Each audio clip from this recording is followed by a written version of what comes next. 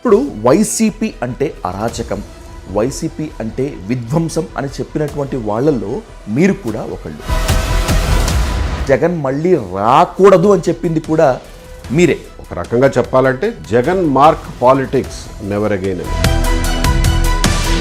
ఇటువంటి అరాచకపు పరిపాలనల మీద, అరాచకపు రాజకీయాల మీద ఎన్నో అంచనాలతో అధికారంలోకి వచ్చింది కదా సార్ కూటమి సర్కార్. అభివృద్ధి పరుగులు పెడుతోంది, ప్రజాభీష్టానికి వ్యతిరేకంగా మేము ఎక్కడా వెళ్ళట్లేదు, ప్రజల ఆమోదంతో మేము అభివృద్ధి చేస్తుంటున్నామని చెప్పి వాళ్ళు గర్వంగా చెప్పుకుంటూ ఉంటుంటే మీరేంటి ఆ స్థాయిలో దాన్ని వ్యతిరేకిస్తున్నారు? తప్పే ఉంది. మేము రాజకీయాల్లో ఉన్నది దేనికి? మీ మంచి పనులు పొగడడం కోసం కాదు కదా రాజకీయాల్లో ఉండేది. మీరు చేస్తున్న తప్పులు ఎత్తి చూపిస్తారు. యావత్ దేశం మొత్తం భోగాపురం వైపు, ఎస్పెషల్లీ ఏపీ వైపు తిరిగి చూస్తున్నటువంటి ఈ తరుణంలో ఎందుకని ఏపీ అంత తప్పులు ఎందుకు చేస్తుంది కూటమి సర్కార్? అక్కడ ఆ భోగాపురం గురించి క్రెడిట్ నాది నాది అని కొట్లాడుకుంటుంటే వాస్తవాలు ప్రజల ముందు పెట్టాం. ఆ వాస్తవాలు చెప్తే అంత ఉలికెందుకు? మీరు మాత్రమే కాకుండా మీతో కలిసి కదం తొక్కుతున్నటువంటి 22A బాధితుల గోడుని ఇప్పటి వరకు ప్రభుత్వం వినలేదా? మన చేయి దాటిపోకూడదు, మనం కంట్రోల్ చేయాలి మొత్తాన్ని అనుకుంటారు. దాంతో వచ్చే చిక్కులు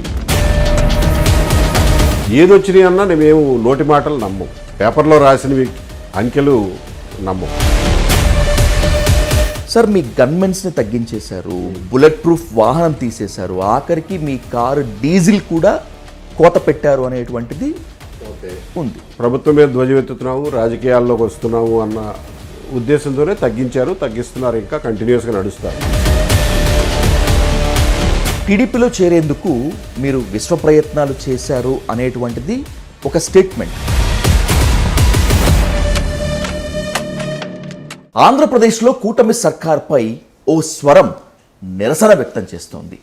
ప్రజా వ్యతిరేక విధానాలపైనే ఆ నిరసన అనేటువంటిది ఆ స్వరం చెప్పేటువంటి సారాంశం. అది నిరసన కాదు, ద్రోహం అంటున్నారు. అలాగే కొంతమంది సోషల్ మీడియాలో ట్రోల్ చేస్తున్నారు. మీరు ఎంత ట్రోల్ చేసినా ప్రజల తరపునే నేను నిలబడతాను, మీరు ఎంత విమర్శించినా నిందలు వేసినా ప్రజల కోసమే కొట్లాడతానంటోంది ఆ స్వరం. ఇంతవరకు ఓకే. ఆ నిరసన స్వరం వెనుక, లేకపోతే విమర్శలు ఎదుర్కొంటున్నట్లుగా ఆ అసంతృప్త జ్వాల వెనుక కనిపించని ఏదైనా రాజకీయ శక్తి ఉందా, లేకపోతే వ్యూహం ఉందా అనేటువంటిదే ఇప్పుడు వెంటాడుతున్నటువంటి ప్రశ్న. అదే ప్రశ్నకి సమాధానం రాబడతాం. Let's invite ex senior IPS officer, ex intelligence chief of AP AB Venkateswararao గారు అంటూ the dial news hot seat with Vijay సాధు.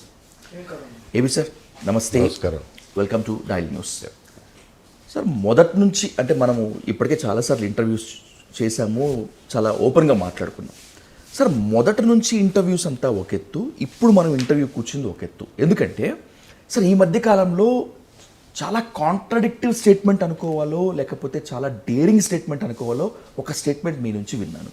బ్రిటిష్ సర్కార్లో ఏ విధంగా అయితే నియంతృత్వం ఉందో అంతకు మించినటువంటి నియంతృత్వం ఏపీలో ఉన్నటువంటి కూటమి సర్కార్లో ఉంది అనేటువంటిది మీ స్టేట్మెంట్. రైట్. ఈ స్టేట్మెంట్ మీరు ఇచ్చి నాకు తెలిసి ఇప్పటికి ఒక 1 వీక్ గడుస్తుంది. ఇప్పటికీ ఆ స్టేట్మెంట్ మీద మీరు ఉన్నారా? ఓ ఎస్. ఒకసారి చెప్పిన తర్వాత ఆలోచించకుండా ఏది మాట్లాడమండి, ఆలోచించే మాట్లాడాం. దానికి కారణాలు కూడా అప్పుడే చెప్పాం. బ్రిటిష్ సర్కారులో ప్రజల ఆస్తి హక్కుల మీద ఈ రకంగా తెగబడినటువంటి సంఘటన ఎప్పుడూ లేదు. ప్రజల ఆస్తుల్ని తమ సొంత ఆస్తుల్లాగా భావించి ప్రభుత్వాలు కబళించడం అనేది ఈ సర్కార్లోనే చూస్తున్నాం. బ్రిటిష్ సర్కార్లో లేదు ఇది. They respected property rights. వీళ్ళకి అసలు ప్రాపర్టీ రైట్స్ అంటే పూచిక పుల్ల సమానంగా ఉంది. So I stand by that statement. ఇప్పుడు వైసీపీ అంటే అరాచకం, వైసీపీ అంటే విధ్వంసం అని చెప్పినటువంటి వాళ్ళల్లో మీరు కూడా ఒకళ్ళు. ఎస్. దాన్ని పారద్రోలాలి అని చెప్పడం మాత్రమే కాకుండా జగన్ మళ్ళీ రాకూడదు అని చెప్పింది కూడా మీరే. అలాంటి సిచ్యువేషన్స్లో ఇప్పుడు కూటమి సర్కార్ పైన మీరు ఆ స్థాయిలో నింద వేయటాన్ని ఎట్లా అర్థం చేసుకోవాలి? లుక్ విజయ్, మేము రాజకీయాల్లోకి రావాలనుకుని డిసైడ్ అయ్యి ఇప్పుడు దాదాపు 1.5 నెలలు అయింది. రాజకీయాల్లోకి వచ్చిన రోజు మొదటి రోజు నుంచి చెప్తున్నాం జగన్ నెవర్ అగైన్ అని. ఒక రకంగా చెప్పాలంటే జగన్ యాజ్ ఎ పర్సన్ కాదు, Jagan mark politics never again అని you have to understand it in that context. Okay okay. So Jagan mark politics, Jaganmohan Reddy గారి గవర్నమెంట్ అయిపోయింది కదా, ఈ గవర్నమెంట్లో ఆ రకమైన పాలిటిక్స్ కనిపించినా కానీ అంతే స్థాయిలో దాన్ని ప్రతిఘటిస్తాం. అలాగే కేంద్ర ప్రభుత్వంలో జగన్ మార్క్ పాలిటిక్స్ ఎక్కడ కనిపించినా కానీ దాన్ని కూడా అంతే స్థాయిలో ప్రతిఘటిస్తాం. సో మా రాజకీయ పోరాటం ఇటువంటి అరాచకపు పరిపాలనల మీద, అరాచకపు రాజకీయాల మీద, అంతే తప్ప వ్యక్తుల మీద కాదు.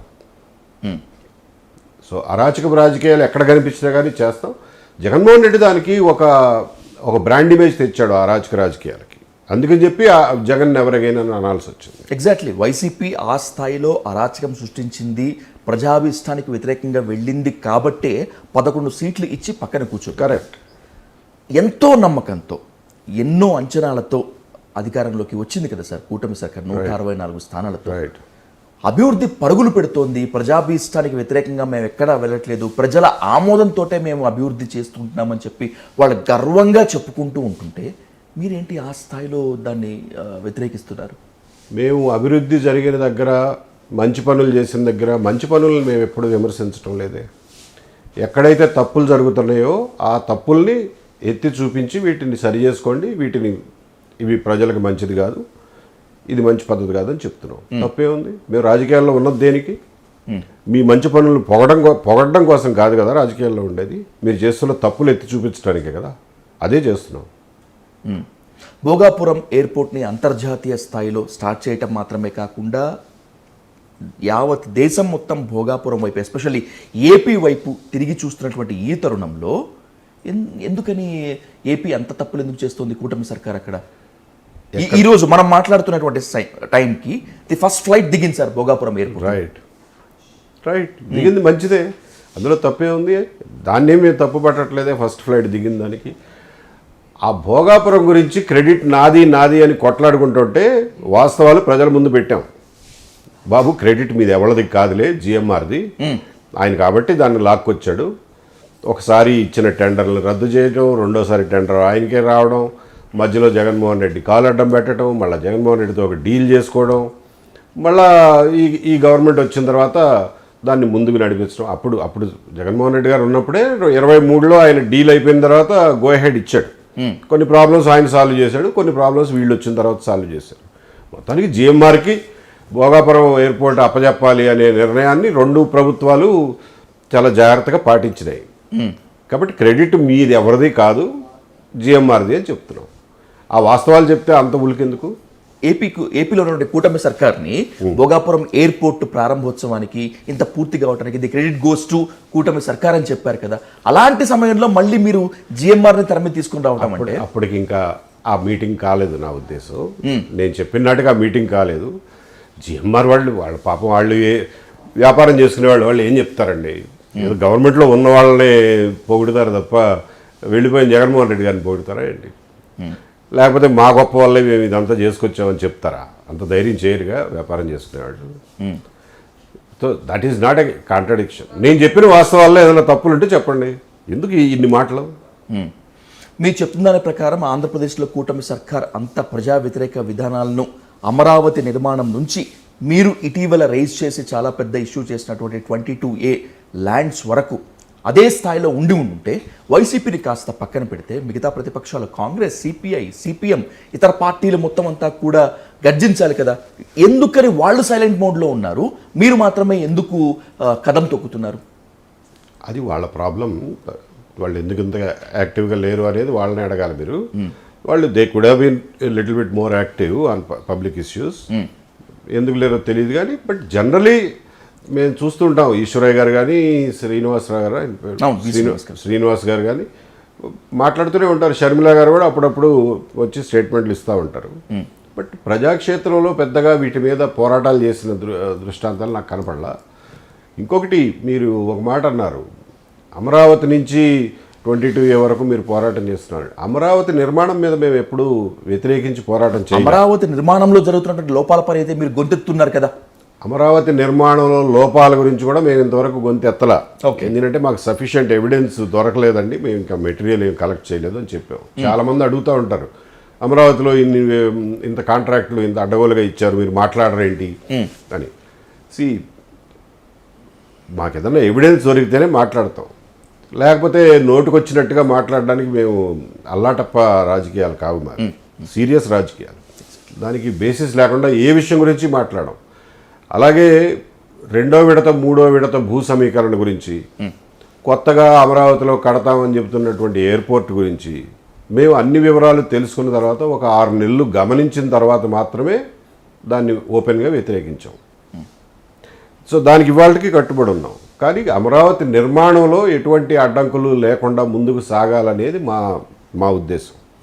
దానికోసం కావాలని చెప్పి ఏదో ఒకటి మాట్లాడాలి కాబట్టి ఎత్తి పొడవడం మా ఉద్దేశం కాదు. శ్రీకాకుళంతో పాటు మరికొన్ని జిల్లా కేంద్రంగా మీరు తీసుకున్నటువంటి ఇష్యూ, మీరు రేజ్ చేసినటువంటి issue the credible issue sir. 22A వివాదంలో బాధితులు ఉన్నమాట వాస్తవమే ముమ్మాటికి. రైట్. కూర్చొని మాట్లాడితే పరిష్కరించుకొని పోయేదానికి ఇలా ప్రభుత్వం మీద దుమ్మెత్తిపోయటం అవసరమా, బురద జల్లటం అవసరమా, కూటమి సర్కారం తీసుకొచ్చి బోన్లో నిలబెట్టడం అవసరమా అనేటువంటి విమర్శను మీరు ఎదుర్కొంటున్నారు. అంటే ఎవరు మీ వెనక ఉన్నారు అనేటువంటిది ద మేజర్ క్వశ్చన్ ఇక్కడ. 2 ప్రశ్నలు కాబట్టి రెండింటికి సెపరేట్గా సమాధానం చెప్తాను. Please sir. దుమ్మెత్తిపోయడం అవసరమా అని అంటున్నారు. 22A సమస్య గురించి గవర్నమెంట్కి తెలీదా? సమస్య ఉన్నట్టు తెలీదా? వాళ్ళకి చుక్కల భూముల సమస్య ఉన్నట్టు తెలీదా? లేకపోతే ఫ్రీ హోల్డ్ ఇష్యూలో దాదాపు 10 లక్షల మందికి అసైన్మెంట్ ల్యాండ్ని తొక్కిపెట్టున్నది వాళ్ళకి తెలీదా? మంత్రివర్గ ఉపసంఘం కూడా వేశారు కదా, 2 సంవత్సరాలు అయిపోయింది.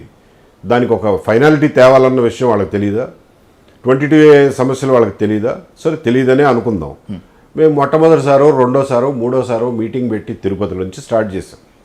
పెట్టి దాని గురించి మాట్లాడినప్పుడు అది వాళ్ళ దృష్టికి వెళ్ళలేదా? అంటే వాళ్ళకి దాని మీద ఏమీ అభిప్రాయం లేదా? మార్చుకో. మేము మొదటి నుంచి చెప్తున్నది ఒకటే, మీరు రోల్ బ్యాక్ చేయడం తప్ప మీకు ఇంకొక ఆప్షన్ లేదు. ఇంకా వేరే ఏ ప్రయత్నాలు చేసినప్పటికీ కూడా అవి ఫలించవు. అంటే కంప్లీట్గా 22ని అబాలిష్ చేయటమా, లేకపోతే కనుక దాంట్లో ఉన్న లోపాలను సరిదిద్దలేరు మీరు. అంతేనా?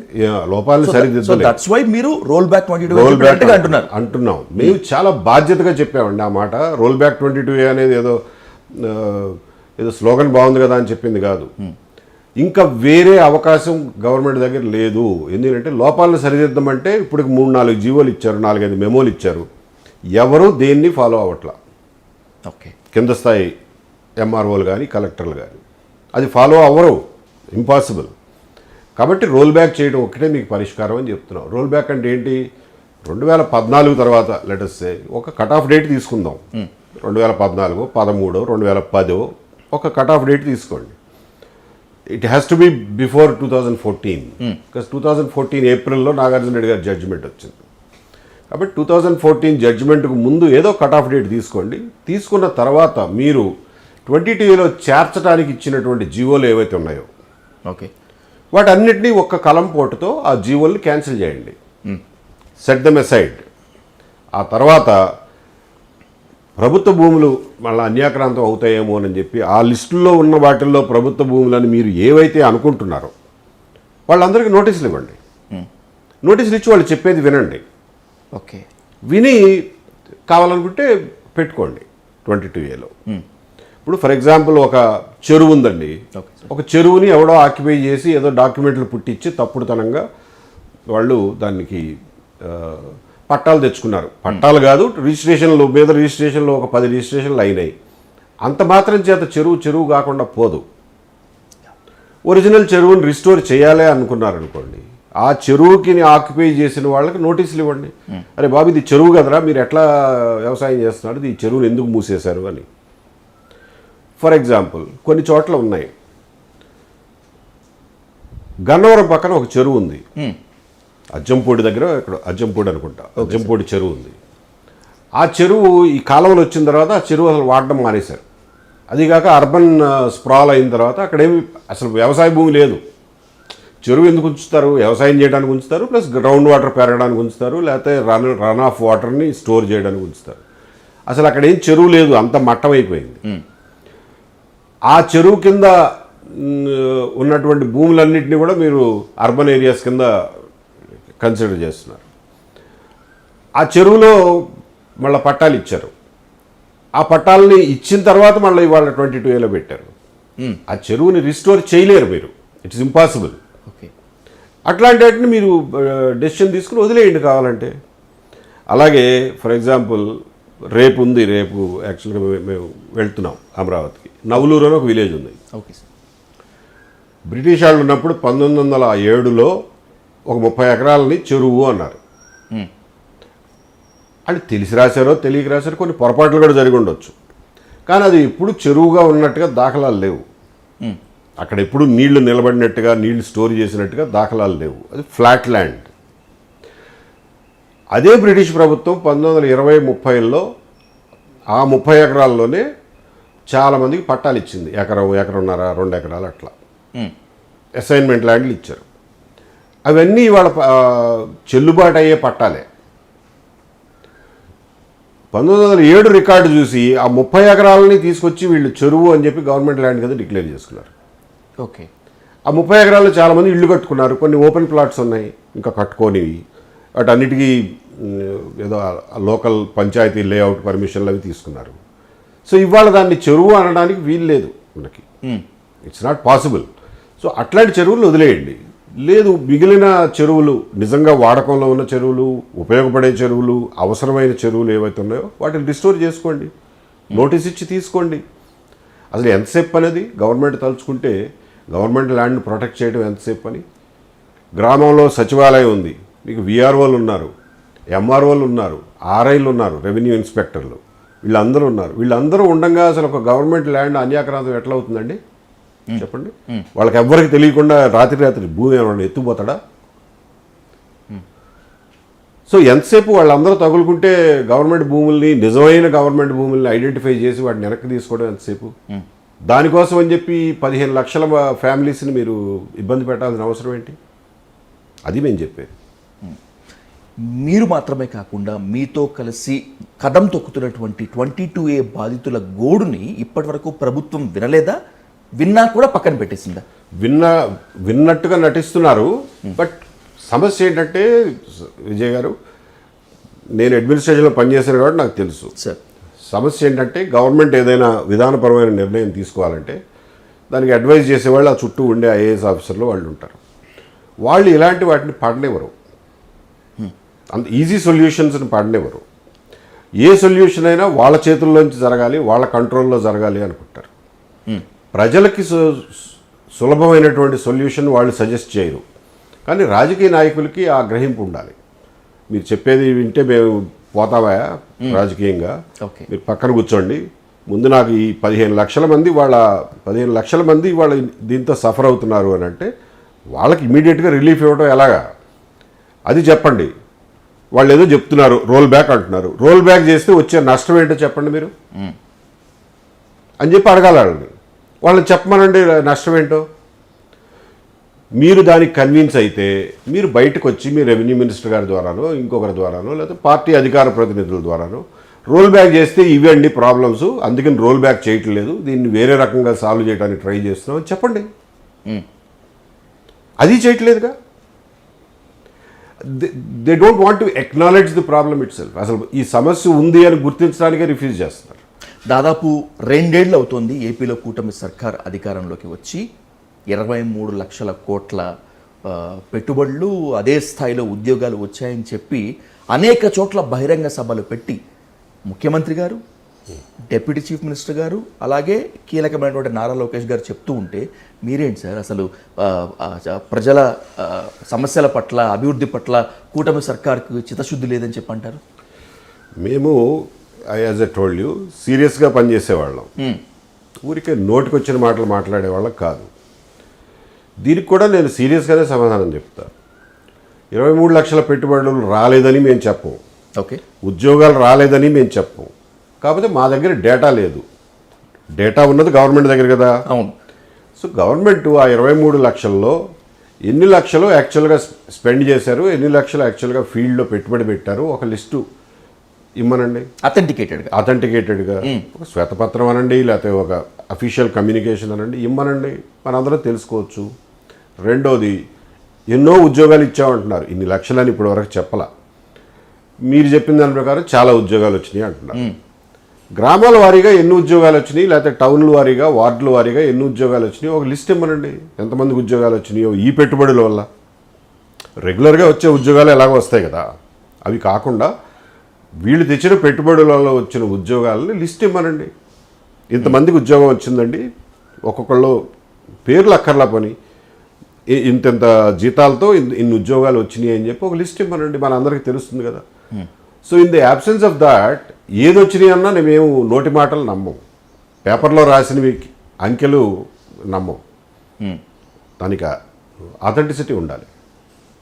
ఇంకొక బ్లాస్టింగ్ స్టేట్మెంట్ మొన్న మీరు ఇచ్చింది, న్యూస్ పేపర్స్లో ఏ వార్త రావాలి, ఏ వార్త రాయకూడదు, ఏ హెడ్లైన్గా ఉండాలి, ఏ సబ్ హెడ్డింగ్గా ఉండాలి, ఏది బుల్లెట్ పాయింట్స్గా ఉండాలి అనేటువంటిది కూడా రాజకీయ పార్టీలే డిసైడ్ చేస్తున్నాయి, ముఖ్యంగా పవర్లో ఉన్నటువంటి పార్టీలే డిసైడ్ చేస్తున్నాయి అని చెప్పి. ఇది మీడియాను అవమానపరిచినట్లు కాదా, లేకపోతే ప్రజాస్వామ్యాన్ని అవమానపరిచినట్లు కాదా ఏంటి? What do you mean by that daring statement sir? మీరు మీడియాలో ఉన్నారుగా, మీకు తెలీదా? మీడియాలో లోపాలని నేను ఒప్పుకున్నంతగా బహిరంగ ఇంకెవరు ఒప్పుకోరు సార్. కరెక్ట్, మీడియాలో ఉన్నారు, మీకు తెలుసు కదా.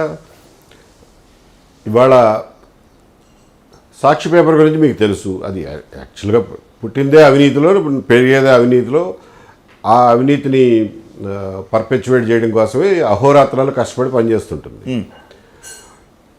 మిగిలిన సోకాల్డ్ ఇండిపెండెంట్ మీడియా కూడా, దశాబ్దాల చరిత్ర ఉన్నటువంటి ఇండిపెండెంట్ మీడియా కూడా ఇవాళ ఏ వార్త కవర్ చేయాలి, ఏ వార్త కవర్ చేయకూడదు అనేది ప్రభుత్వం నుంచి ఆదేశాలు తెప్పించుకుని వాటిని పాటించే దుస్థితికి దిగజారినాయి అనేది నా వ్యాఖ్య. అది కాదు అని అంటారా? ఎవరినైనా ఖండించమనండి. నాకు రుజువులతో సహా నాకు తెలుసు కాబట్టి చెప్తున్నా, ఆషామాషిగా ఎప్పుడు మాట్లాడను. మీది తప్పు అని ప్రూవ్ చేసేందుకు మీడియా యాజమాన్యాలు చర్చకు వచ్చి ఒక సవాల్ విసిరితే are you ready for that debate? I'm ready, I'm ready. కాకపోతే వాళ్ళు ఎప్పుడు అటువంటి చర్చలు ఒకవేళ అడిగితే నేను రెడీ. ఈవెన్ యూట్యూబ్ ఛానల్స్ కూడా మనం చూస్తున్నాం కదా, యూట్యూబ్ ఛానల్స్, చాలా YouTube channels depending on their viewership డబ్బులు పెట్టి స్పాన్సర్ చేస్తున్నారు. సో దాంతో వాళ్ళు ఒక లైన్ తీసుకుంటారు, నాలంటే ఎవడన్నా మాట్లాడితే సాయంత్రానికల్లా నన్ను తిట్టిపోయడానికి వాడతారు. అది ఇంకా ఎక్కువ అవుతుంది. మేము ప్రజల్లోకి వెళ్ళి ప్రజల సమస్యలు ఎత్తి చూపిస్తున్న కొద్దీ, ఆ హీట్ పెరిగిన కొద్దీ మా మీద దాడి కూడా ఎక్కువ అవుతుంది. ఇది ఉంటుందని మాకు తెలుసు, ముందే తెలుసు. కాబట్టి ఈవెన్ మీ ఛానల్ కూడా I can't say whether you are pro this or pro that, I don't know. కానీ మేమేంటంటే మా వైపు నుంచి ఐడియాలజికల్గా మేము ఏ మీడియా ఛానల్ని, మీడియా సంస్థని అనుమానించం. ఎవరు అడిగినా కానీ మేము మాట్లాడతాం. మేము మాట్లాడిన దాన్ని వక్రీకరించొద్దని మాత్రమే చెప్తాం. మేము ఎప్పుడు ఎడిటింగ్ అడగం. మేము ఎప్పుడు ఎడిటింగ్ అడగం. మేము చేసిన ఒక మాట, మేము చెప్పిన ఒక మాట కానీ, ఒక వ్యాఖ్య కానీ, ఇది కట్ చేయండి బాగుండదు అని ఏనాడన్నా చెప్పంగా మీరు విన్నారేమో అడగండి. We never ask for editing. Only thing ఏంటంటే థంబ్నెయిల్ పెట్టేటప్పుడు లోపల ఉన్న కంటెంట్కి థంబ్నెయిల్కి కనెక్షన్ ఉండేటట్టు చూసుకోండి. ఎగ్జాక్ట్లీ అంతవరకే అడుగుతాం. అంతకు మించి మేము ఎప్పుడు ఏ డిమాండ్ పెట్టాం. ఏ మీడియా వాళ్ళు వచ్చి ఇంటర్వ్యూ అడిగినా కానీ చెప్తాం, వాళ్ళు ఏ ప్రశ్న అడిగినా సమాధానం చెప్తాం. ఎగ్జాక్ట్లీ ఆ విషయం నేను ఒప్పుకుంటాను సార్. మీరు ఎక్కడ వెనక్కి. సో మేము కన్సిస్టెంట్గా ఉన్నాము. చాలామంది అంటారు మీడియాకి బాధ్యత లేదా, వాళ్ళు ఫోర్త్ ఎస్టేట్ చాలా బాధ్యతగా వ్యవహరించాలి కదా అని.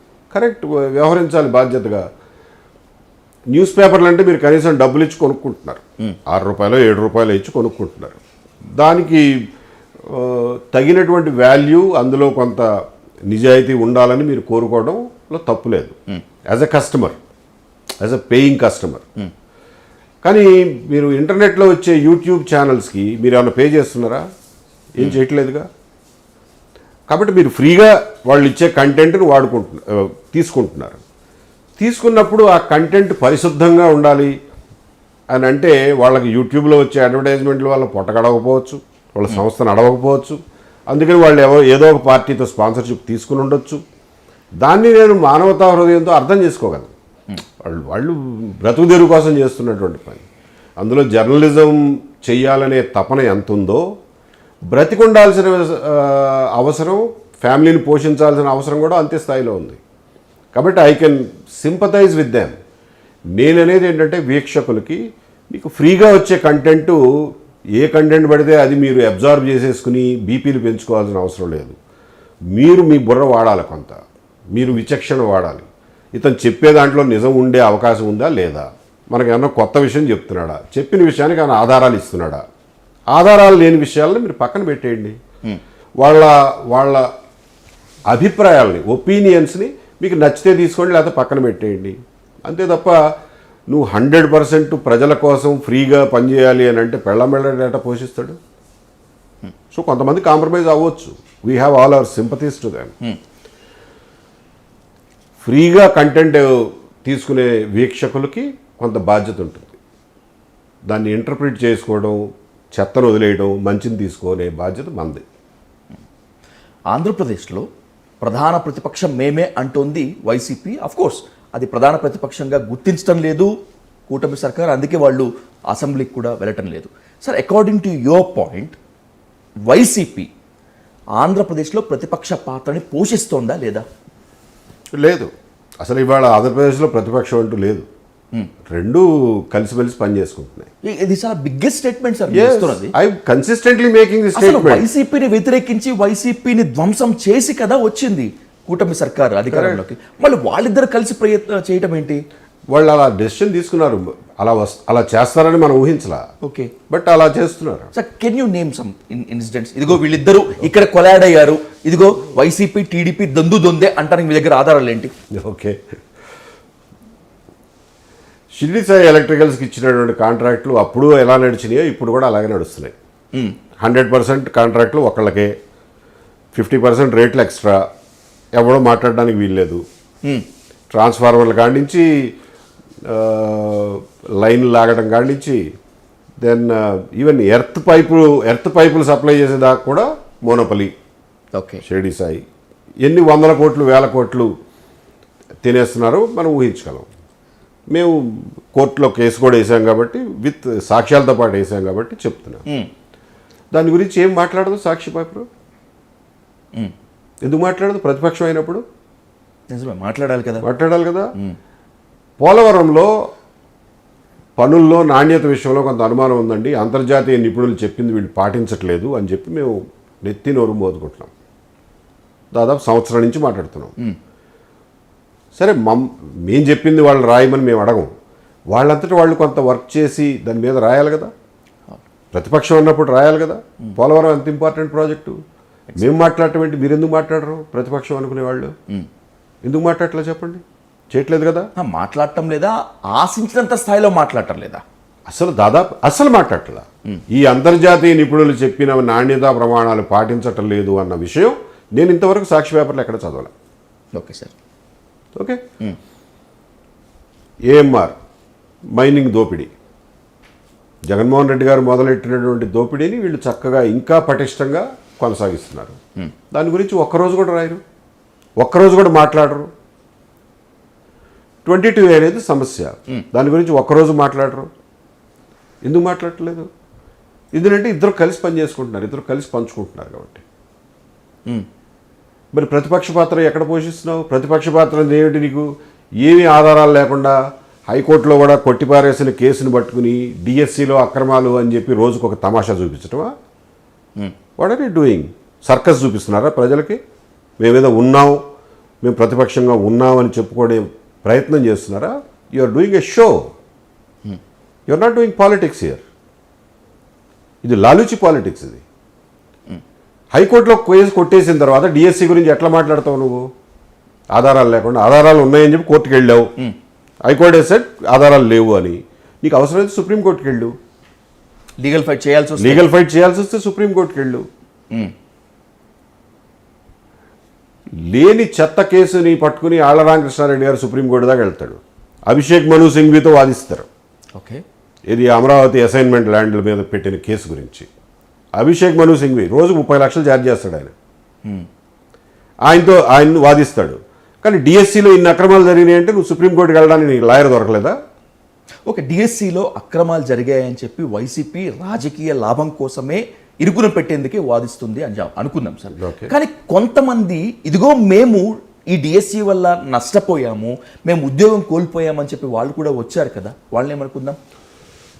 వచ్చిన వాళ్ళకి వచ్చినట్టుగా వాళ్ళు గవర్నమెంట్ వాళ్ళు సెక్రటరీలతో పత్రికా సమావేశం పెట్టి, ఇదిగోనయ్యా నువ్వు చెప్పేది ఇది, నీకు అర్థం కాలేదు, హారిజాంటల్ రిజర్వేషన్ అంటే ఇది, వర్టికల్ రిజర్వేషన్ అంటే ఇది, గవర్నమెంట్ ఆఫ్ ఇండియా ఇచ్చిన లెక్కల ప్రకారం స్పోర్ట్స్ మెన్ అంటే ఇతను, రికగ్నైజ్డ్ స్పోర్ట్స్ ఇవి, ఇందులో ఈ రకమైనటువంటి సర్టిఫికేట్ ఉంటే ఇన్ని మార్కులు, ఈ సర్టిఫికేట్ ఉంటే ఇన్ని మార్కులు అని చెప్పి వాళ్ళు వివరంగా చెప్పారు. ఇంకా మీకు అనుమానాలు ఉంటే గవర్నమెంట్ని డిమాండ్ చేసి మీరు మళ్ళీ సెక్రటరీలు కూర్చోబెట్టండి, ఆ సెలక్షన్కి బాధ్యులైన వాళ్ళు ఎవరిలో కూర్చోబెట్టండి, మా అనుమానాలు తీర్చండి అని అడగొచ్చు. ఆ అనుమానాలు ఉన్న వాళ్ళు ఎవ్వరు కోర్టుకు వెళ్ళాలా? ఎందుకు వెళ్ళాలి? వాళ్ళని ఇంప్లీడ్ చేయించాలి కదా. ఓన్లీ స్టేట్మెంట్స్కి ప్రెస్ మీట్లకే పరిమితులు. That means you are showing us a circus every day. మీ ఇద్దరు మాట్లాడుకుని ఎవరికి ఇబ్బంది లేని విషయాల వరకు సర్కస్ చూపిస్తున్నారు ప్రజలకు నిజంగా ఇంపాక్ట్ అయ్యే ఇష్యూస్ గురించి ప్రతిపక్షం మాట్లాడదు, అధికార పక్షం మాట్లాడదు. ఈ డిఎస్సి అక్రమాలపై అంటే ఒకవేళ నిజంగా అక్రమాలు ఉంటే ఎందుకని వైసీపీ మీరు చెప్పినట్టు సుప్రీంకోర్టుకి వెళ్ళడం లేదు? వెళితే వాళ్ళ అసలు రంగు బయటపడుతుందనా? ఎగ్జాక్ట్లీ, అందులో ఏమీ లేదని వాళ్ళకి అర్థమైపోయింది. బట్ ముసలాళ్ళందరినీ, వాళ్ళ పార్టీలో ముసలాళ్ళందరినీ కూర్చోబెట్టి డిఎస్సి అక్రమాల మీద ధర్నాలు పెడతారు. జంజీ పోరాటం అంటారు దాన్ని. It is a joke. Andhra Pradesh ప్రజల్ని మీరు చాలా గొర్రెల్లాగా భావిస్తున్నారు రెండు పార్టీలు కూడా. You are playing a joke on them. నిజమైనటువంటి ప్రజల సమస్యలను మీరు ఏ రోజు ఎత్తుకోవటంలా, కన్వీనియంట్గా ఉండే పాలిటిక్స్ చేస్తున్నారు. ఇద్దరికీ కన్వీనియంట్, మ్యూచువల్లీ కన్వీనియంట్ పాలిటిక్స్ చేస్తున్నారు. That is our objection. And object చేయడానికి మేమెవరం, కానీ మేము చేయగలిగింది మేము చేస్తున్నాం. We're exposing both of them. మీరెవరేంటి సార్? ఆల్రెడీ తృతీయ ప్రత్యామ్నాయమే మేమే అని చెప్తున్నారు. తృతీయ ప్రత్యామ్నాయంగా థర్డ్ ఫ్రంట్గా మేము నిలుస్తామని చెప్పి అంటున్నారు. మేము తృతీయ ప్రత్యామ్నాయం కాదు, మేము ద్వితీయ ప్రత్యామ్నాయం అంటున్నాం. ఎందుకంటే రెండు ఒకటే. అవునా? ఆ మాట మీద కూడా నిలబడి ఉంటున్నాం ఇప్పటికీ. కానీ ఇది నేను డైజెస్ట్ చేసుకోలేకపోతున్నాను సార్. అసలు వైసీపీ టీడీపీ కలిసి పనిచేయడం ఏంటి సార్? నాకు చేస్తున్నారు కనిపిస్తుంది కళ్ళకి. నేను మిమ్మల్ని కొన్ని ప్రశ్నలు అడిగాను. షిరిడి సాయి ఎలక్ట్రికల్స్ లో నేను కూడా షిరిడి సాయి, మెగా, ఏఎంఆర్, ఏ ఇష్యూలో వీళ్ళు ప్రతిపక్ష పాత్ర పోషించారు చెప్పండి. యాక్చువల్గా ఇవాళ ఎరువులు సమస్య మీద, ఎరువులకి ఏంటంటే గవర్నమెంట్ ఆఫ్ ఇండియా ఒక యాప్ ఒకటి పెట్టి, మీరు ఆ యాప్లో రిజిస్టర్ చేసుకోవాలి, మీకు ఒక యూరియా ఇన్ని ఎకరాలు ఉంటే ఇన్ని యూరియా కట్టలు ఇస్తాం, అది ఇది అని చెప్పి బాగా రిస్ట్రిక్ట్ చేసేసింది ఎరువుల సప్లైని. ఓకే, చాలా ఇబ్బందులు పడుతున్నారు రైతులు. చూడటానికి బాగానే ఉంది కానీ డిజిటల్ అంతా హడావిడి, బట్ రైతులకు నిజంగా వచ్చేసరికి వాళ్ళకి చాలా ఇబ్బంది అవుతుంది. ఓకే, దాని గురించి ప్రతిపక్షం ఏం మాట్లాడదు. మేము మా చేతుల నిండా పనులు ఉన్నాయి కాబట్టి మేము మాట్లాడలేకపోయాం, అది వేరే విషయం. బట్ ప్రతిపక్షం వాళ్ళకున్న వనరులతో పోలిస్తే మేమెంత? వాళ్ళు మాట్లాడారు కదా రైతుల సమస్యల గురించి, మాట్లాడరు. ఏ ప్రాజెక్టు గురించి మాట్లాడారు చెప్పండి వాళ్ళు రాయలసీమలో? ఇంకోటి చెప్తా మీకు, ఏ ప్రాజెక్టు గురించి మాట్లాడారు రాయలసీమ ప్రాజెక్టుల గురించి? గాలేరు నగరి జగన్మోహన్ రెడ్డి గారి 5 ఏళ్ళు, వీళ్ళు వచ్చిన తర్వాత 2 ఏళ్ళు మూలన పడి ఉంది. ఒక్క తట్టెడు మట్టి తీయలా గాలేరు నగరిలో గత 7 సంవత్సరాలుగా. అది కడప జిల్లాకి, చిత్తూరు జిల్లాకి ముఖ్యమైనటువంటి ప్రాజెక్టు. ఈయన కడప జిల్లా పులివెందుల ఒక్కరోజు ఒక్క మాట మాట్లాడాల దాని గురించి. ఎంతసేపు వాళ్ళ నాయకులను అందరినీ కూర్చోబెట్టి, వాళ్ళ రాయలసీమ నాయకులందరినీ కూర్చోబెట్టి రాయలసీమ లిఫ్ట్ ఇరిగేషన్ పెట్టాలి, రాయలసీమ లిఫ్ట్ ఇరిగేషన్ పెట్టాలి అంటాడు. ఎందుకంటే 3,000 కోట్లు మెగా కంపెనీకి ఇప్పించడానికి. అంతకు మించి ఏ ఇంట్రెస్ట్ లేదు అందులో. రాయలసీమకు నీళ్ళు ఇవ్వడం ఇంట్రెస్ట్ కాదు, మెగా కంపెనీకి 3,000 కోట్లు ఇప్పించాలి. దానికి ఆయన కడపలో ఒక మీటింగ్ పెడతాడు, అనంతపూర్లో పెడతాడు, కర్నూలులో పెడతాడు, అమరావతిలో పెడతాడు. ఎంతసేపు రాయలసీమ లిఫ్ట్ అంటాడు. అదేమో అనుమతి లేని ప్రాజెక్టు. అనుమతి లేని ప్రాజెక్టుకి 3,000 కోట్లు మెగా కంపెనీకి ఇచ్చి ఇప్పుడు ఆ మోటార్లు పంపులు బిగించమంటాడు. దాని మీద ఆందోళన చేస్తావా? గాలేరు నగర్లో ఒక్క తట్టెడు మట్టి తీయలేదు, ఒక్క రిజర్వాయర్ కట్టలేదు, ఒక్క కిలోమీటర్ కాలువ తవ్వలేదు ఈ గవర్నమెంట్ వచ్చిన తర్వాత. మీ గవర్నమెంట్లో కూడా ఏం తవ్వలేదు. దాని గురించి మాట్లాడవా నువ్వు? ఇది లాలూచిగాక ఏంటండి? రాయలసీమ ప్రజల్ని పచ్చి మోసం చేయడం కాక ఏంటిది? మనం ఒక పక్కన పాలమూరు రంగారెడ్డి ప్రాజెక్టు, ఇది అనుమతి లేని ప్రాజెక్ట్ అండి, ఇది ఇట్లా తీసుకోవడానికి వీల్లేదు, మీరు బాగా అట్టడుగు లోతు నుంచి శ్రీశైలం నుంచి నీళ్లు లాగేద్దామని చూస్తున్నారు, అలా చేస్తే అసలు కృష్ణానది నీళ్లు హైదరాబాద్కి రావడం ఆగిపోతాయి, అది వేరే విషయం, మాకు కూడా చాలా ఇబ్బంది అవుతుంది, అది అనుమతి లేని ప్రాజెక్టు, మీరు కట్టడానికి వీల్లేదు అని మనం పట్టు కూర్చున్నాం. ఓకే, అదే మనం అనుమతి లేని రాయలసీమ లిఫ్ట్ ఇరిగేషన్ ప్రాజెక్ట్ కట్టమని చెప్పి ధర్నా ఎలా చేస్తారు మీరు? ఒకసారి ఎన్జిటి అనుమతులు లేవు మీరు ఆపేయండి అని చెప్పి మనం ఫైన్ వేసిన తర్వాత తెలంగాణ చేసే ఇల్లీగాలిటీని ఆపాలి అని క్వశ్చన్ చేసే మనం అదే ఇల్లీగల్ పని చేయమని చెప్పి ఎలా చెప్తారు ఒక రాజకీయ పార్టీగా? కేవలం మెగా కంపెనీకి 3,000 కోట్ల కాంట్రాక్ట్ ఇవ్వడం కోసమే. దాని గురించి ప్రభుత్వ అధికార పక్షం కూడా ఎక్కువ ఏం మాట్లాడదు. పైన అప్పుడప్పుడు ఒక ప్రెస్ మీట్ పెట్టి మీకేం తెలుసు, రాయలసీమకి అన్యాయం చేసింది మీరు, రాయలసీమని ఉద్ధరించింది మేము అంటారే తప్ప అసలు ఆ ప్రాజెక్టులో ఉన్న చట్టపరమైనటువంటి మంచి చెడులు, దాని యొక్క ఉపయోగం లేకపోయే విషయం, దాని గురించి మాట్లాడరు. Again a convenient politics. అదే మెగా కంపెనీకి వద్దనుకుని వదిలేసిన 900 కోట్ల లిఫ్ట్ ఇరిగేషన్ పోలవరం నుంచి వీళ్ళు వచ్చిన తర్వాత గప్చిప్గా 900 కోట్ల కాంట్రాక్ట్ మళ్ళీ మెగా కంపెనీకి ఇచ్చేస్తారు. దాని గురించి జగన్మోహన్ రెడ్డి గారు మాట్లాడరు, సాక్షిలో ఎవడో ఏమి రాయడు. ఇవి లాలూచిగాక ఏంటండి? ఏం జరుగుతుంది ప్రజలకు తెలియొద్దా? ఎంతసేపు నీ కులం ఏంటి, నీ మతం ఏంటి, ఆడేమన్నాడు, ఈ సినిమా యాక్టర్ ఏమన్నాడు, అక్కడేం కామెంట్ పెట్టారు, ఇక్కడేం కామెంట్ పెట్టారని కొట్టుకు చచ్చే బిజీలో జనాల్ని పెట్టేసి మీరు లోపల నుంచి జనాల జీవితాలను డొల్ల చేసి పడేస్తారా? సమాజంలో ఉన్న రక్తమాంసాలన్నీ మీరు పిండి పాడేసి దాన్ని డొల్ల చేస్తున్నారు. ఆంధ్రప్రదేశ్ రాష్ట్రాన్ని ఇట్లా డొల్ల అయిపోతూ ఉంటే చూస్తూ ఊరుకోలేంగా మాలాంటి వాళ్ళు. So we will fight for it. ఏపీలో మీకు, తెలంగాణలో ఆర్ఎస్ ప్రవీణ్ కుమార్ ఆగిపోలేదు. ఆయన కోర్టుకు వెళ్ళారు, స్టే తెచ్చుకున్నారు. నాకు తెలిసి బహుశా ఆయన సెక్యూరిటీ కంటిన్యూ అవుతుంది. మీరు మాత్రం లీగల్ ఫైట్ చేసేందుకు ముందుకు వెళ్ళినటువంటి దాఖలా నాకు కనిపించలేదు. వెళ్తారో లేదో కూడా తెలియదు. వెళ్ళను. ఎందుకని? I don't care about it. Sir, మీరు అనుకున్న ఆశయాలు నెరవేర్చుకోవాలనుకున్నా, ప్రజల తరపున మీరు నిలబడాలనుకున్నా కూడా ప్రాణం ఇంపార్టెంట్ కదా.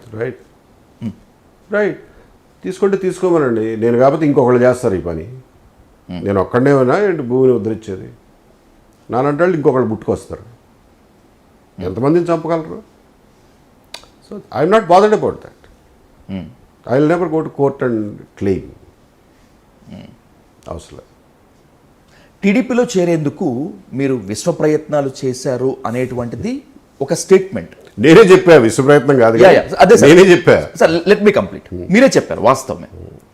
సార్, ఎక్కడ ఎందుకు చెడింది? క్లియర్ కట్ ఆన్సర్ కావాలి నాకు. వాళ్ళు ఒప్పుకోలేదా? వాళ్ళ వ్యక్తిత్వాలు, వాళ్ళ బిహేవియర్ చూసి మీరే వద్దనుకున్నారా?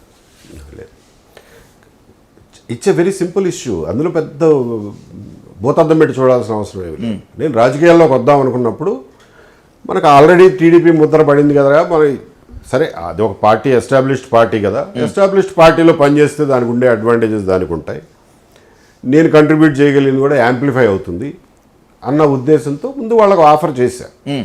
నేను రాజకీయాల్లో పనిచేద్దాం అనుకుంటున్నానండి, I want be in direct politics, మీ పార్టీలో చేరి పనిచేయడానికి నేను సిద్ధమేనని చెప్పారు. వాళ్ళు ఇంట్రెస్ట్ చూపించలా. ఎందుకు? 2-3 సార్లు కూడా రిమైండ్ చేసినా కానీ, ముఖ్యమైన వ్యక్తులతో రిమైండ్ చేయించినా కానీ ఇంట్రెస్ట్ చూపించినప్పుడు అసలు దాని గురించి ఇంకొక క్షణం కూడా ఆలోచించను నేను.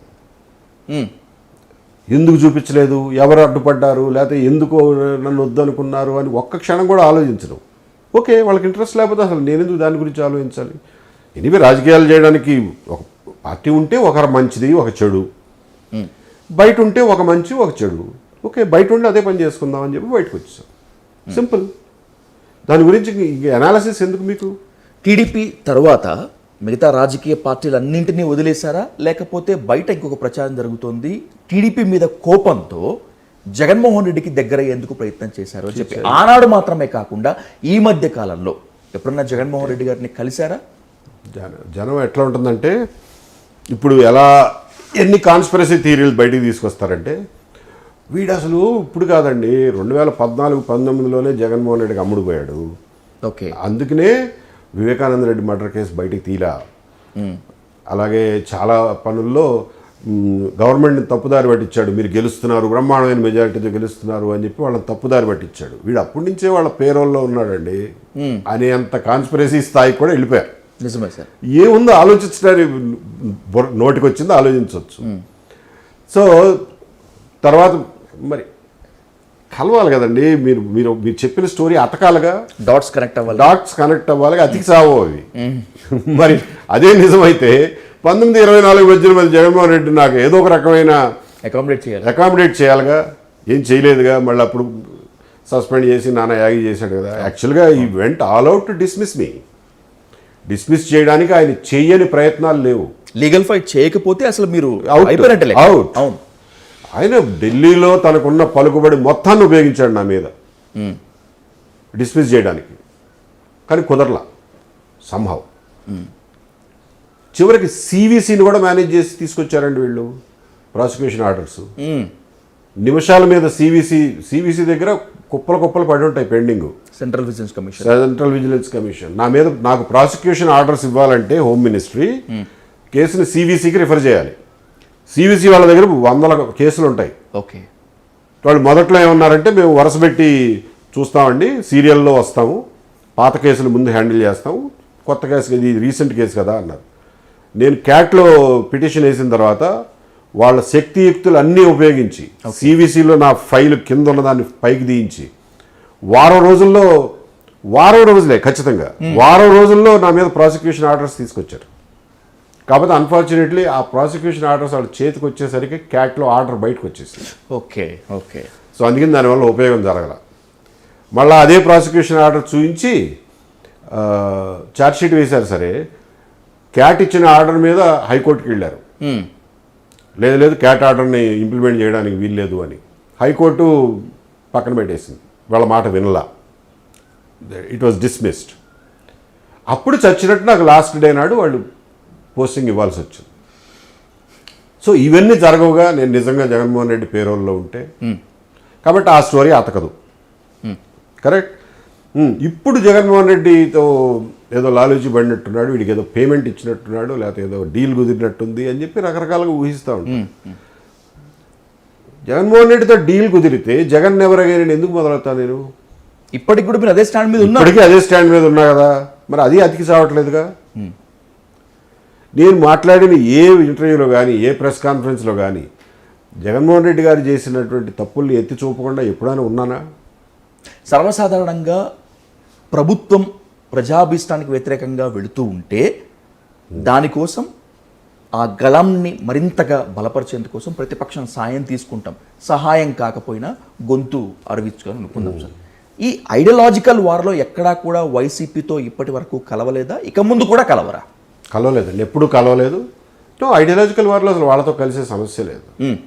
ఎందుకంటే they are completely against what we stand for. Okay. మొన్న ఈ మధ్యన ఒక మిత్రుడు ఎవరో అంతకుముందు వేరే చోట పనిచేసిన ఆయన ఇప్పుడు సాక్షిలో పనిచేస్తున్నాడంట ఛానల్లో. ఆయన అడిగాడు, సార్ అందరికీ ఇంటర్వ్యూ ఇస్తారు కదా, మాకు కూడా ఇస్తారా ఇంటర్వ్యూ అని. సాక్షి ఛానల్ ఇవ్వలేవా, మరి చూసేవాళ్ళు అనుమానిస్తారు, మరి ఇప్పటికే అనుమానపడి చచ్చిపోతున్నారు, క్రెడిబిలిటీగా పోతుంది, ఇవ్వలే, మీకు మంచిది కాదు నాకు మంచిది కాదులే, వదిలేయండి అని చెప్పి. సో వాళ్ళ ఏదైనా కుట్ర థీరీలు సొంతంగా అల్లుకుంటే ఏమీ పని లేనప్పుడు అది అతకాలి కదా. ఓకే, మీరు అడిగిన ప్రశ్నకి స్ట్రైట్గా సమాధానం చెప్తా. Never met Jaganmohan Reddy. Last time I met Jaganmohan Reddy was 2015 or 16. ఆయన ప్రతిపక్ష నాయకుడు ఉన్నాడు, హైదరాబాద్లో అసెంబ్లీ సమావేశాలు జరుగుతున్నాయి. నేను అప్పుడు ముఖ్యమంత్రి గారికి కూడా చెప్పకుండా కొత్త రాష్ట్రం ప్రజాస్వామ్య విలువల్ని మనం ఎస్టాబ్లిష్ చేయాలి. It is like formation of Andhra Pradesh was like independence to India నా ఉద్దేశంలో అంత ముఖ్యమైనటువంటి ఘట్టం అది రాష్ట్ర విభజన అనేది. కొత్త రాష్ట్రం ఏర్పడింది. ఈ కొత్త రాష్ట్రంలో ప్రజాస్వామ్య విలువలు మనం ఎస్టాబ్లిష్ చేయాలి. మనం ఇవాళ ఎస్టాబ్లిష్ చేస్తే రేపు పొద్దున ఫ్యూచర్ జనరేషన్స్ అదే ఫాలో అవుతాయి అన్న ఉద్దేశంతో నేను హెడ్ ఆఫ్ ఇంటెలిజెన్స్గా ఛార్జ్ తీసుకున్నాను. హెడ్ ఆఫ్ ఇంటెలిజెన్స్ పని ఏంటి? దేశంలో రాష్ట్రంలో జరిగే అన్ని వివరాల గురించి తెలుసుకోవడం వాడి పని. అన్ని వివరాలు అని అంటే ఓన్లీ అధికార పక్షమే కాదుగా, ప్రతిపక్షం వాళ్ళు కూడా ఏమనుకుంటున్నారు, వాళ్ళ కన్సర్న్స్ ఏంటి, వాళ్ళ ఇష్యూస్ ఏంటి, వాళ్ళు ఏ ఇష్యూస్ మీద బాగా యాజిటేట్ చేయబోతున్నారో అని తెలుసుకోవడం కూడా నా బాధ్యతగా. ఎగ్జాక్ట్లీ. సో తెలుసుకోవాలంటే వాళ్ళతో టచ్ ఉండాలిగా, వాళ్ళతో మాట్లాడే చనువు ఉండాలిగా. అంటే అసలు నేనెవరో వాళ్ళకి తెలియాలిగా, నాతో మాట్లాడడానికి వాళ్ళు సాహసించాలిగా అని చెప్పి ప్రజాస్వామ్య విలువల్ని ప్రతిష్ఠించాలి అన్న సదుద్దేశంతో నేను ముఖ్యమంత్రి గారికి కూడా చెప్పకుండా సూట్ వేసుకుని టై వేసుకుని ఫార్మల్గా ఒక గవర్నర్ కలవడానికి, లేకపోతే ఛార్జ్ తీసుకోగానే చీఫ్ మినిస్టర్ని కలవడానికి, లేదా డీజీపీని కలవడానికి ఎలా వెళ్తానో అలా టై వేసుకుని ఆ అపోజిషన్ ఛాంబర్ ఉండేది కదా హైదరాబాద్ అసెంబ్లీలో, ఆ ఛాంబర్లోకి వెళ్ళి నన్ను నేను పరిచయం చేసుకుని కాసేపు ఆయనతో మాట్లాడి మీకు ఏమైనా ఇష్యూస్ ఉంటే నాకు ఫోన్ చేయండి ఎప్పుడైనా కానీ నేను ఫోన్ నెంబర్ ఇచ్చి వచ్చేసాను. అక్కడ చాలామంది విలేకరులు, పత్రికా విలేకరులు కూడా కూర్చుని ఉన్నారు. ఈయనేంటి అసలు ఇటు వస్తున్నాడేంటి, దారి తప్పి వచ్చాడే, సార్ ఇటు కాదు ఇటు కాదు చీఫ్ మినిస్టర్ లేదులే తెలిసే వస్తున్నాను అని చెప్పి వీళ్ళు వచ్చారు. వచ్చిన తర్వాత చెప్పారు చీఫ్ మినిస్టర్ గారు ఇలా వెళ్ళి కలిసి వచ్చానండి, it's a good democratic tradition అని నాకు అనిపించింది, అందుకని వెళ్ళాను అని. ఓకే వెళ్ళొచ్చారు కదా, ఇట్స్ ఓకే అన్నాడు. ఆయన కూడా ఏం తప్పు పట్ల. అది that was the last time I met him on my own for a purpose. This was the purpose. ఆ తర్వాత ఆయనతో ఏనాడు ఫోన్లో ఆయన ఎప్పుడు నాకు కాల్ చేయాల, నేను ఎప్పుడు మాట్లాడలా. వేరే వాళ్ళు మాట్లాడేవాళ్ళు, బొత్స సత్యనారాయణ గారు, విజయసాయి రెడ్డి ఇట్లాంటి వాళ్ళు ఫోన్ చేసేవాళ్ళు. ఫోన్ చేసినప్పుడల్లా ఫోన్ ఎత్తేవాడిని, వాళ్ళు చెప్పేది వినేవాడిని, వాళ్ళు అడిగింది నేను ఏ రోజు చేయలా ఓకే ఏది. But I use to give them A patient hearing. So అది నా క్రెడెన్షియల్స్. మీరు అడిగిన ప్రశ్నకి సమాధానం అది. జగన్మోహన్ రెడ్డి గారిని కలిసారా, మాట్లాడారా అంటే that was the last time I spoke to him. Sir, to the last but not at all list, this is the most important question. Okay, ఎట్టి పరిస్థితుల్లో కాదంబరి జత్వానీ కేసులో వైసీపీకి ప్రోగా పనిచేసినటువంటి అధికారులు తీసుకొచ్చి బోన్లో నుంచోబెడతాం అని కూటమి సర్కార్ అలాగే బిహేవ్ చేసింది. ఇప్పటికీ కూడా పంతంగా ఉంది. అఫ్కోర్స్ మధ్యలో కాస్త డీవియేషన్ వచ్చి ఉండొచ్చు. According to your intelligence, me seniority, Kadambari Jethwani కేసులో ఎవరు దోషిగా నిలబడతారు? రెండు ప్రభుత్వాలు దోషిగా నిలబడతాయి. రెండు నిలబడతాయి. ఎలా? మొదలుపెట్టింది జగన్మోహన్ రెడ్డి గారు, పూర్తి చేసింది వీళ్ళు. సో మీరు పోలీస్ ఆఫీసర్లను ఎందుకు అరెస్ట్ చేశారు, ఎందుకు సస్పెండ్ చేశారు, వాళ్ళ మీద ఇన్వెస్టిగేషన్ ఎందుకు మొదలెట్టారు? వాళ్ళు తప్పు చేశారనే కదా. ఆ ఇన్వెస్టిగేషన్లో మీరు ఏం తేల్చారు? కాదంబరి జత్వానీ మీద జగన్మోహన్ రెడ్డి గారి టైంలో పెట్టిన కేసు తప్పుడు కేసు అని, అందులో పెట్టిన పత్రాలు, సాక్ష్యాలు అన్నీ తప్పుడు సాక్ష్యాలని మీరు మీ ఇన్వెస్టిగేషన్లో ప్రూవ్ చేశారు కదా.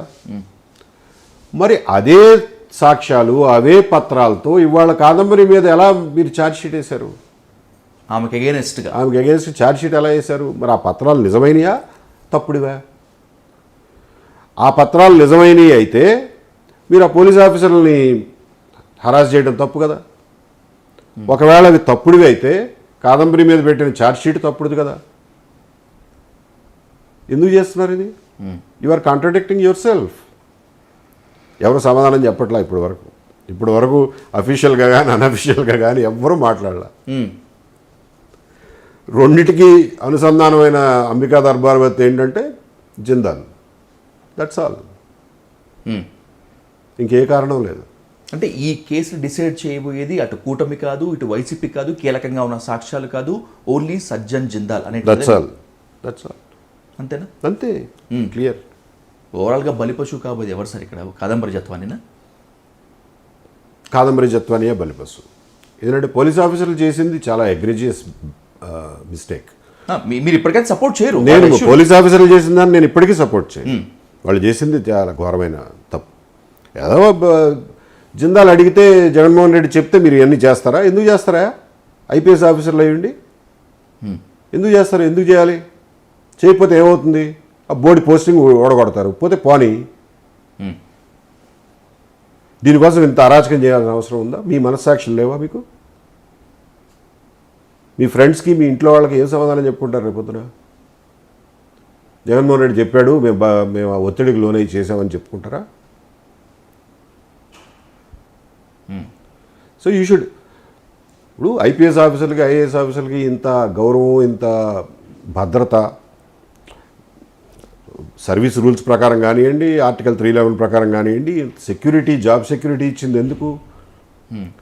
మీరు 99.9% ఆఫ్ ది కేసెస్లో అట్లీస్ట్ గట్టిగా నిలబడాలి అని. ఓకే, అలా నిలబడలేనప్పుడు ఎందుకు మీకు ఈ సెక్యూరిటీ అంతా? మీకు ఈ గౌరవం ఎందుకు?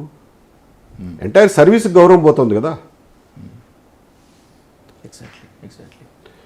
తర్వాత మీరు ఒక ప్రశ్న వదిలేశారు. మీరు మొదలుపెట్టినప్పుడు చెప్పింది మీ వెనక ఎవరున్నారు అని చెప్పి తెలుసుకునే ప్రయత్నం చేద్దామని అన్నారు కదా. అడగలా ప్రశ్న ఎందుకు? నా కొన్ని ప్రశ్నలకి మీరు ముందే సమాధానాలు చెప్పేశారు, ఎస్పెషల్లీ జగన్మోహన్ రెడ్డి విషయంలో. సరే, let me ask you very clearly. మీరే చెప్పారు, బట్ అయినా కూడా I keep questions before you. మీరు జగన్మోహన్ రెడ్డికి అమ్ముడుపోయారని, జగన్మోహన్ రెడ్డి ఇప్పుడు మీ వెనక ఉండి బయటికి శత్రువులాగా నటిస్తూనే కూటమి సర్కార్ పైన మీరు తిరుగుబాటు జెండా ఎత్తుతున్నారు, మున్ముందు ఇంకా ఉధృతం చేస్తారనేటువంటిది ఓపెన్ స్టేట్మెంట్. అది ఒకటే కాదు స్టేట్మెంట్, మీకు ఇంకొన్ని క్వశ్చన్ సప్లై చేస్తారు. మీతో ఇదే ప్రాబ్లం. నన్ను హైజాక్ చేస్తారు, నా క్వశ్చన్స్కి ముందు మీరు చెప్పేస్తారు. అదొకటే కాదు, అబ్బెబ్బే వీడు అసలు చంద్రబాబు నాయుడుకి బీ టీము, టీడీపీకి బీ టీము. చూస్తూ ఉండండి, ఎలక్షన్ దగ్గరికి వచ్చేసరికి వీళ్ళిద్దరు కలిసిపోతారు. ఇది ఉందా? ఇది అసలు ఇది విపరీతమైన ఇది పెద్ద ట్రోలింగ్. వైసీపీ వాళ్ళు వాళ్ళ కళ్ళను వాళ్ళని నమ్మలేకపోతున్నారు. ఇలా మాట్లాడతారని, ఇలా వ్యతిరేక స్వరం వినిపిస్తామని వాళ్ళ కళ్ళను వాళ్ళు నమ్మలేకపోతున్నారు. దానికి ఏదో ఒక ఎక్స్ప్లెనేషన్ కావాలి వాళ్ళకి. కాబట్టి ఎక్స్ప్లెనేషన్ ఎత్తుక్కుంటున్నారు. ఆ ఎత్తుక్కునే క్రమంలో లేదు వీటి టీడీపీ బీ టీము వాళ్ళే పంపించారండి, అపోజిషన్ యాంటీ ఎస్టాబ్లిష్మెంట్ ఓటుని చీల్చడం కోసం పంపించారు. చివరి నిమిషంలో వీళ్ళిద్దరూ ఏకమైపోతారు చూడండి అని చెప్పి అనుకునేవాళ్ళు కొంతమంది ఉన్నారు. కొంతమంది ఏమో మీరు అంతకుముందు చాలామంది అన్నట్టు ఇదంతా సుజనా చౌదరి గారు నడిపిస్తున్నాడు, ఆయన డబ్బులు ఇచ్చి పోషిస్తున్నాడు అనేది కొంతమంది అంటారు. కొంతమంది ఏమో వీడు వైసీపీ పేటీఎం వాళ్ళతో డీల్ కుదిరింది అనుకునేవాళ్ళు కొంతమంది. ఇంకా ఏమున్నాయి కాన్స్పిరసీ థియరీలు? ఇంతవరకే వచ్చింది. ఇంకా సిఐఏ, కేజీబీ అన్న మాటలు రాలే, ప్రస్తుతానికి లేవు. ఇవేవి కుదరకపోతే అదేమన్నా అంటారేమో చూద్దాం. బట్ ఎనీవే, వాస్తవానికి ఇవేవి నిజాలు కావు. కొంతమంది మేము చేసే పనిని కానీ మేము చెప్పే మాటలను కానీ అర్థం చేసుకోలేకపోతేనో, మింగుడు పడకపోతేనో, డైజెస్ట్ కాకపోతేనో ఇలాంటి స్టోరీలతో వస్తున్నారు తప్ప ఏ రకమైనటువంటి సాక్ష్యాలు కానీ బేసిస్ కానీ ఉండి కాదు. ఇవి చెప్పేవాళ్ళు ఏదో ఒక బేసిస్ వాళ్ళే చూపించాలిగా, అదేమీ వాస్తవం కాదు. రెండోది మీకు చెప్తాను, ఇప్పటి వరకు మేము సంవత్సరం నుంచి ఖర్చు పెట్టింది ఎంతో తెలుసా? 15 నుంచి 20 లక్షలు అంతే. ప్రెస్ మీట్స్ కానీ మిగతా వాటికి కానీ, మాతో వచ్చేవాళ్ళ మా పిల్లలకు భోజనాలకు కానీ, ట్రావెల్కి కానీ, హోటల్ బిల్స్ కానీ, ప్రెస్ మీట్స్ కానీ, ప్రెస్ మీట్లో పత్రికలకు పెట్టే భోజనాలు కానీ, ఇవన్నీ కలిపితే 15 లక్షలు 20 లక్షలు ఖర్చు పెట్టాము. అంతకుమించి మాకు ఖర్చు కాలా. దీనికోసం సుజనా చౌదరి అవసరమా? లేకపోతే జగన్మోహన్ రెడ్డి అవసరమా? చెప్పండి. కానీ రాబోయేటువంటి ఎన్నికల కాలం ఆ 15-20 లక్షలు కూడా లెట్ మీ టెల్ యూ, ఆ 15-20 లక్షలు కూడా మా జేబులోంచి తీసి ఖర్చు పెట్టాల. మా జేబులోంచి ఇన్సిడెంటల్గా ఎప్పుడన్నా 1 లక్ష 2 లక్షలు ఖర్చు అయితే అయి ఉండొచ్చు. ఆ మాత్రం మేము పెట్టగలము, దాని ఏమీ మాకు ఇబ్బంది లేదు. ఇవి కూడా డొనేషన్లు ఇచ్చినవే. ఈ 10-15-20 లక్షలు కూడా డొనేషన్లు ఇచ్చినవే. మా గురించి తెలిసి మా ఫ్రెండ్స్, దూరపు ఫ్రెండ్స్, మీరు ఏదో చేస్తున్నారు కదా చేయండి అని చెప్పి తల 1 లక్ష 2 లక్షలు 5 లక్షలు ఇచ్చిన వాళ్ళే. అంతే తప్ప మేము ఎవరి దగ్గర చేయాల్సిన అవసరం పడలా. But you are welcome. మా పనికి మమ్మల్ని ఎంకరేజ్ చేయడానికి ఎవరైనా డొనేట్ చేస్తామంటే we will welcome them without any strings. Okay. Without any strings donate చేస్తామంటే తీసుకుంటాం. ఇంకా గట్టిగా చేయగలుగుతాం, డబ్బులుంటే ఇంకా కొంచెం ఎక్కువ గట్టిగా చేయగలుగుతాం. కానీ ఇప్పుడు వరకు చేసిన పనికి మేము ఎవరి దగ్గర ఫండింగ్ తీసుకోవాల్సిన అపరిచిత వ్యక్తుల దగ్గర కానీ మీకు బయటికి చెప్పలేని వ్యక్తులతో కానీ ఫండింగ్ తీసుకోవాల్సిన అవసరం అయితే పడలా. ఇది కూడా క్లారిఫై చేస్తాం. Done sir. ఆంధ్రప్రదేశ్లో ఎన్నికలు అయితే ఇంకా కొన్ని సంవత్సరాల్లో ఉంది, అంటే ఇంకా ఎక్కువ కూడా కాదు, కొన్నేళ్లే. బట్ హీట్ మాత్రం పెరిగిపోతుంది. రాబోయేటువంటి ఎలక్షన్స్లో మీరు ఒక క్రియాశీలక పాత్ర పోషించబోతున్నారు అనేటువంటిది క్లియర్ కట్గా అర్థమవుతుంది. దీనికన్నా ముందు మనం కూర్చోవలసినటువంటి చింతన్ బైటెక్స్ చాలా ఉన్నాయి. I will wait for that. This is our second sitting. Exactly sir. And I think more will follow. Sure sir. Thank you so much sir. Thank you Vijay.